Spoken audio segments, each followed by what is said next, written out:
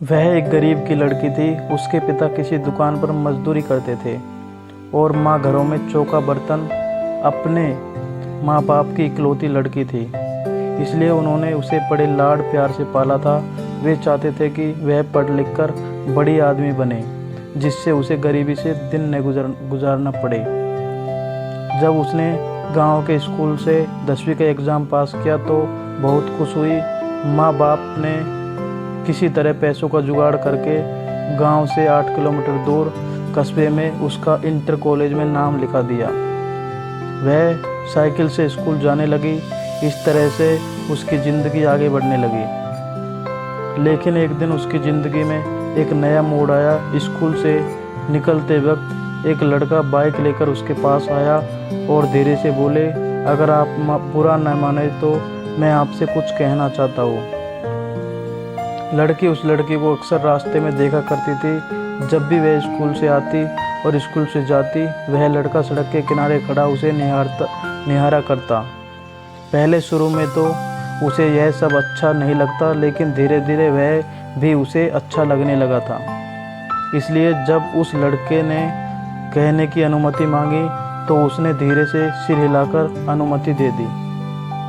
उस लड़के ने अपनी शर्ट की जेब में से गुलाब की कली निकालकर उसके हाथ में रख दी और उसकी मुट्ठी बंद करते हुए बोला, मैं तुमसे बहुत प्यार करता हूँ।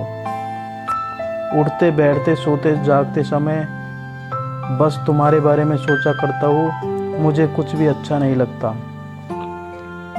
लड़का और भी बहुत कुछ कहना चाहता, पर लड़की ने धीरे से उसके होठों पर अपना हाथ रखकर उसके प्यार का इकरार कर लिया। इस तरह उन दोनों की बातचीत शुरू हो गई। लड़का रोज़ उसके लिए कोई ना कोई गिफ्ट लाता और उसके लिए जीने मरने की कस्में खाता। उसकी बातें सुनकर लड़की दीवानी हो जाती और ख्वाबों की दुनिया में खो जाती। एक दिन वह लड़का उस लड़की को अपनी बाइक पर घुमाने ले गया। दोनों लोग नदी के किनारे पहुँचे और पास बैठकर बातें करने लगे। लेकिन लड़के की मसा तो कुछ और ही थी। लेकिन प्यार में अंधी हो चुकी वह लड़की उसकी मनसा समझ नहीं पाई और उसने अपने आप को लड़के के हवाले कर दिया। दोनों लोग एक दूसरे के प्यार में ऐसे खोए कि दो जिस्म एक जान हो गए। लेकिन न जाने कहाँ से वहाँ पर 3 लड़के आ गए। उन्हें देखकर लड़की हक्का बक्का रह गई और अपने कपड़े सही करने लगी। यह देखकर एक लड़का उसके हाथ पकड़ता हुआ बोला, इतनी भी क्या जल्दी है मेरी रानी, हम भी तो तुम्हारे दीवाने हैं, थोड़ा हमारा भी मनोरंजन करा दो। लड़की ने अपने प्रेमी से मदद मांगी, मगर वह यह सब देखकर हंसता रहा। यह देखकर लड़की का हृदय धक धक से रह गया, जाने यह सब इसकी चाल थी। आगे लड़की कुछ सोच ही नहीं पाई, क्योंकि वे तीनों लड़के उसके शरीर पर भूखे भेड़िए की तरह टूट पड़े और अपनी हवस के आग बुझाते रहे।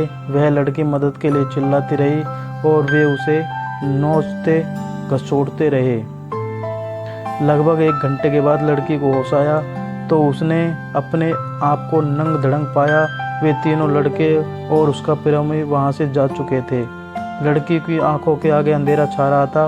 उसकी दुनिया अंधेरे से भर चुकी थी। उसे अपना जीवन समाप्त हुआ लग रहा था।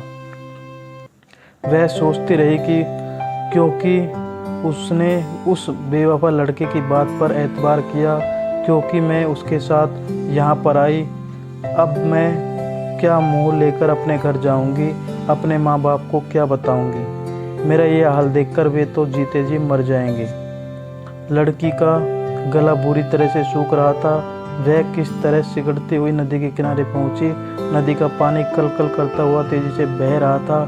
लड़की ने एक बार फिर अपने मजबूर माँ बाप, अपने बेवफा प्रेमी के बारे में सोचा और फिर नदी में छलांग लगा दी।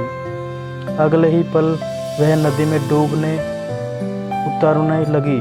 लेकिन अब न तो वह किसी को अपनी जान बचाने के लिए पुकार रही थी और न ही बचने के लिए संघर्ष कर रही थी।